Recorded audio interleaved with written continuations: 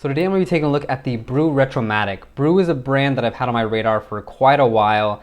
There just hasn't been a model that really spoke to me necessarily, but this one came out. I like the look of it, and now I got it into review, so let's take a look at it. We have a diameter of about 36 millimeters, a lug-to-lug of just under 40, a thickness of 11.3, and if we include the back crystal, 11.5, and we have a lug width of 20 millimeters. So there's some other general specifications for the watch. We're going to have the Seiko NH35 movement bitting in here. Mine's currently running around between -2 to +4 seconds a day, just depending on storage and whether I'm wearing it and stuff like that. While worn, it's at closer to ±1 second a day, which is pretty great. This also has sapphire crystal on the front and back. It's just that tiny little display window there. We have 50 meters of water resistance without a screw down crown. And I think that's about it. It also retails for $425 direct from Brew, and as of right now recording, this is the only color variation that is not sold out. So moving into the dial of this watch, and I think it is very interesting. We have a watch, or really just a brand that is inspired by kind of coffee and the machinery that surrounds coffee and coffee making. So this dial in particular, the cutouts, the venting of it, is representative of drain grates that are present on a specific custom-made, or not custom-made, but higher-end espresso machine. So it's pretty interesting that they've taken, those design elements and made something definitely unique. It's not a kind of texture or really even a layering pattern that we've seen before in watches, and I think it's executed really, really well here. So looking at this dial, and according to Brew, the Pantone and color temperature that they kind of went with is supposed to be a purple. Now, in my use cases, it's literally ranged from purple to burgundy to red to pink. So it's quite a dynamic color effect on the dial. So we have this main base plate. We also have this graded vented cutout that sits on top that has a slight sunburst finish to it. It's not aggressive by any means, which I do like. Very, very subtle, but very, very nice. And then we also have this seconds track along the outside. Obviously, square dial watch, square dialed watch face. Very, very nicely done. We have this very thin baton hands there in the middle.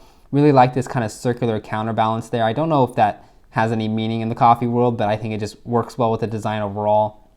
Love that they put the date window at 6 there. Very nice, just ties into the design. The square date window, even though most companies use the square date window, ties in well with the square theme of the watch. And I do really, really like how they kept the text very minimal. Just Brew, Retromatic, which is the model name, and then Automatic at the very, very bottom. Very, very cleanly done, very, very nicely done. And let's get a closer look. So looking at this dial up close, we can see there is a lot of just kind of quality in the dial texture here, or really the dial layering. It is very, very well executed. It looks really nice up close, even with a more kind of very intense inspection at all the elements. They're done really, really well. These hands have this nice kind of texturing, patterning to them, which kind of mimics the almost metallic looking nature of the dial itself. And everything's just really, really well done. I don't see any misprints. I don't see any kind of sharp edges, or I guess any really corners cut. It just is a really nicely done dial, really nicely done watch. You can see the date window right there has a nice thick printing to the numerals. It is a dial that looks amazing on the wrist, and I'm happy that when we zoom in really, really closely, it keeps all that quality. So we can see with this marker here, this is kind of misprinted in a way, not as crisp as it could be. But for this marker really to be the only blemish that's present on this watch dial, it really is quite amazing at this price point. So Brew just did a really, really fantastic job with the dial here, and I think you can even see at this level how much kind of color change there is within it. It just is really, really dynamic and really, really fun. So moving on to the case of this watch, and the case is almost as interesting as the dial is. We have a square case shape here, and at 36 millimeters nonetheless. It does wear larger on wrist than a normal 36 millimeter would, just because of the case shape of it, but it is a smaller watch, and it does feel like a smaller watch. But again, just moving on to the fact that this is a square case, it is just unique in that fact. We have all brushing along the top here, a nice polished high relief bezel there, high polishing on the case sides. We have a nice kind of coffee bean for the Brew logo in the crown, some more kind of venting slash, inspiration on the crown design for the knurling. It is a really, really nicely designed watch, and we can see this nice flat link bracelet ending pretty simply just in the Brew lettering here. Push button deployant, perlage in the clasp, unnecessary, but I guess, why not? This clasp is one of the nicer butterfly clasps that I've handled. Really, really secure, really, really sturdy. Overall, I'm not a big fan of butterfly clasps just because it's a little bit harder to get a perfect fit. You don't have micro adjust, but it's well done here, and I would like to see a press clasp, but it still is nice. Regular pin links there. They're a little bit hard to get out if you don't have like pliers, so be warned if you buy one. What's really nice about this bracelet though is we do have a quick release, so it is really easy to change straps, although don't really need to take it off the bracelet. The bracelet works really, really well with the design. Overall, the case is nicely done. It's simple. They didn't do anything over the top with it. They let kind of just the design feeling and the look of the watch stand out for itself. Obviously, the dial takes center show here, but the case is a really nice, thought out execution. One thing I will say about the case is overall, there is kind of like an uneven depression here, like with the play with the light. It is just basically the fact that the case is kind of like, I guess, not perfectly rounded in a way. And I don't know if that's just how the case is meant to look or if that's just a product of it not being the most expensive machining process in the world. And that's fine. This is only a $425 watch, and I didn't expect some kind of, Patek or Journe or just, high horology level of case finishing or case construction. And it still is a solid watch. It still feels nice on wrist. It just is something I would notice every now and then as the light catches the case, and it does it a little bit unevenly at the edges here. And then pretty plain kind of industrial style case back there, very simple lettering, and a nice kind of cutout window for that balance wheel. So moving on to how this watch wears on wrist. Earlier I was wearing my Vario Empire. Now, watches like these, this is the reason you have to get into Microbrands. These are gorgeous dials for very fair prices, and yeah, let's get the Brew on wrist. So here we have the Brew on my 6.5 inch wrist, and I would argue it looks very, very similar in its wearing dimensions to how this Vario here wore. And this is a 38mm case, and this is a 36mm case. So if someone is kind of wary about the sizing of this watch, don't worry, it does wear a little larger, but it's not gonna look like a 42 or a 44mm case. So if you're looking for something like that, this isn't it. But overall, it is very, very comfortable on wrist. One thing I didn't know earlier is that the bracelet has a good amount of articulation, but it's not infinite. So at times I was wary how well it would conform to wrist. It is very fluid, it is very silky, but it doesn't, I assume there is kind of a lower limit on how well it can fit a smaller wrist. But again, mine is 6.5 inches. It looks like we still have about 1, 2, 3, 4, like about 3 or 4 other links we can take out. So this can probably easily go down to a 6-inch wrist, maybe slightly below. It feels really nice on wrist. The bracelet, I'm usually not a huge fan of very dramatic tapers, and this one has one, but I think it works really well here. It looks nice. It fits the overall design.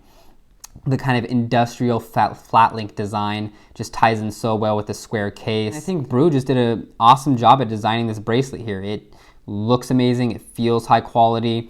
There is, if you can kind of see in some of theirs, kind of some dirtiness between those kind of like mid-link connectors, but honestly you don't really notice it very often. As you can see there, it doesn't wear, too thinly to the wrist, but it also doesn't feel overly thick. Again, this is kind of like a more untraditional case shape, so you can't necessarily compare how it wears to a traditional circular watch. And then one other thing to note is the bracelet is a little bit of a hair puller. It is not major by any means, but every once in a while it will pull my hairs, so that's something to keep note about. So here's the first strap combo, and this is honestly one of my favorite strap combos. This is an ox blood colored strap from Cheapest NATO Straps. Decent quality for the price you pay, quite honestly, but I think this kind of reddish brown tones play really well with technically whatever you would call this dial color, but it just works really, really well, I think.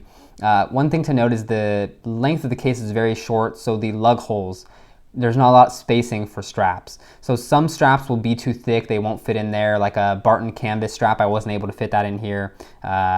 and a lot of straps that have quick release bars, unless they're very thin, they won't fit either. But I was able to get this one in, and I think it looks great. On wrist, as you can see there, quite a different look from the bracelet.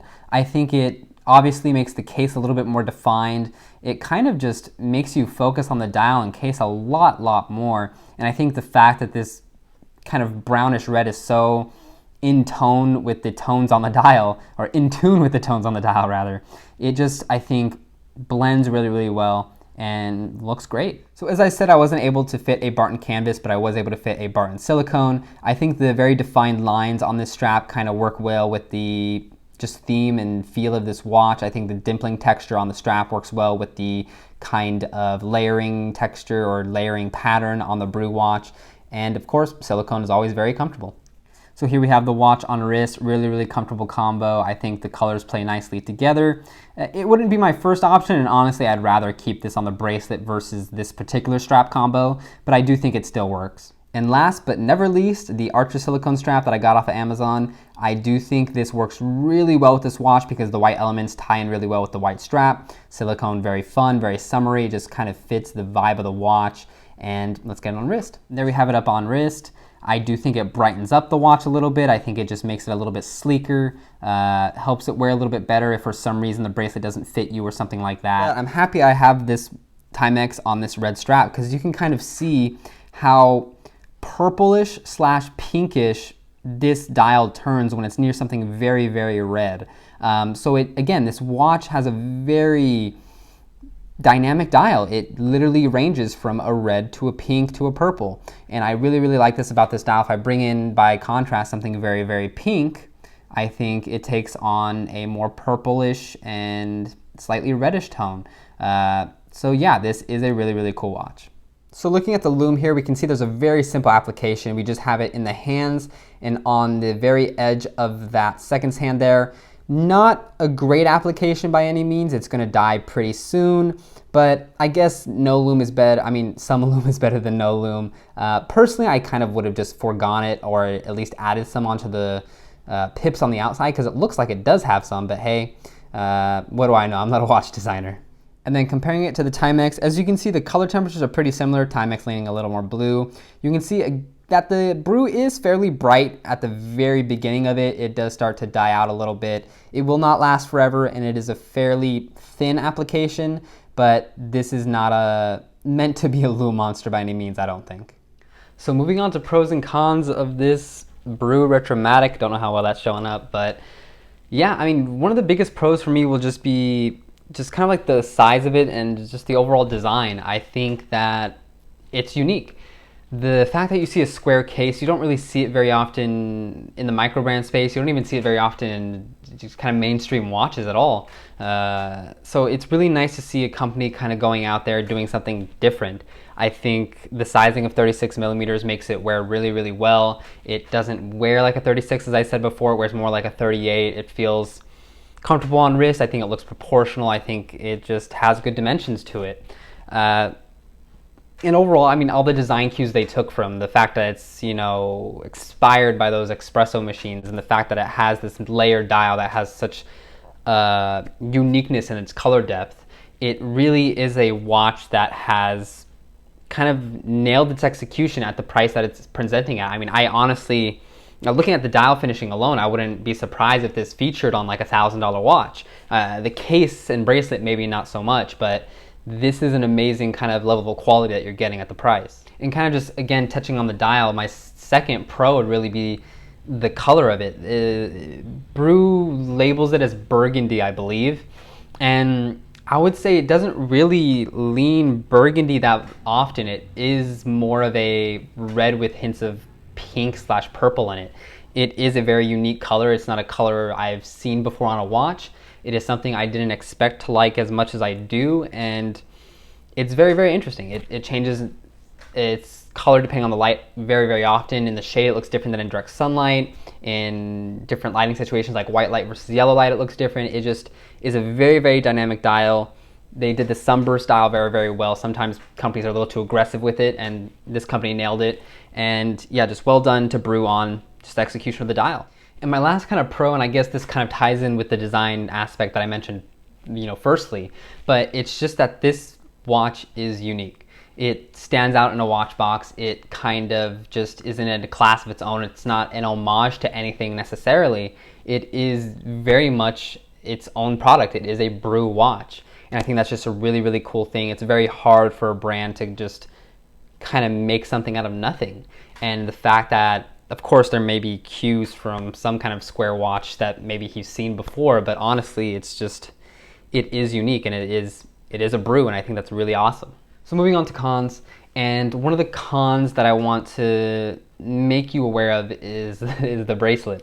I love this bracelet. I think it is well executed. I think it's well done, but there's a couple minor gripes I have with it, which I guess kind of belie the fact that this isn't a multi-$1,000 watch. It is a $400 watch.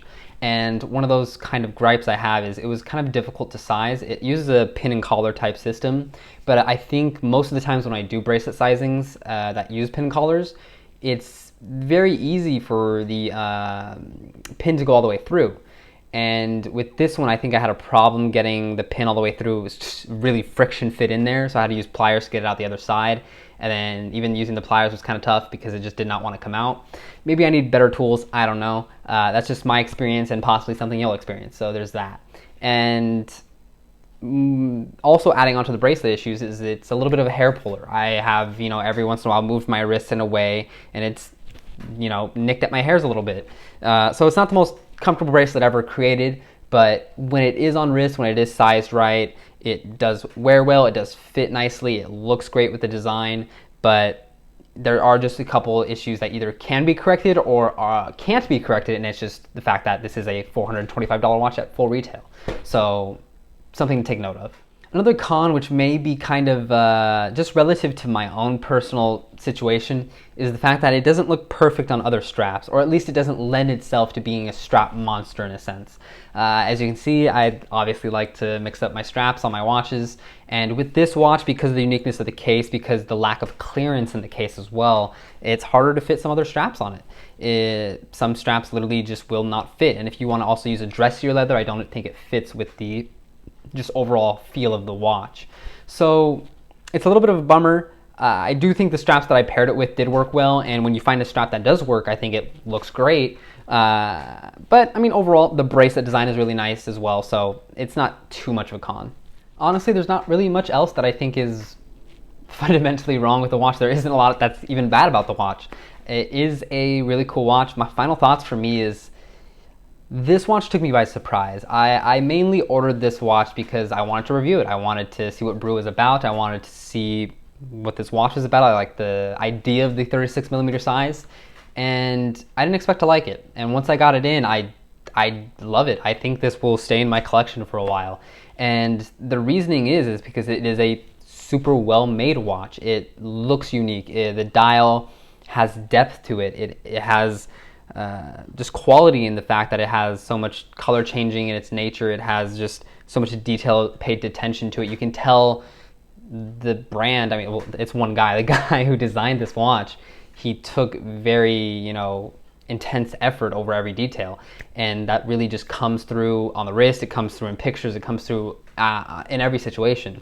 So if you've been considering this watch, or even really if you or just considering any watch under $500, I would give this one, or at least this brand, a look. It is a interesting offering at the price. It is unique, it is well made, it is beautiful, and I think if you get it, you will enjoy it.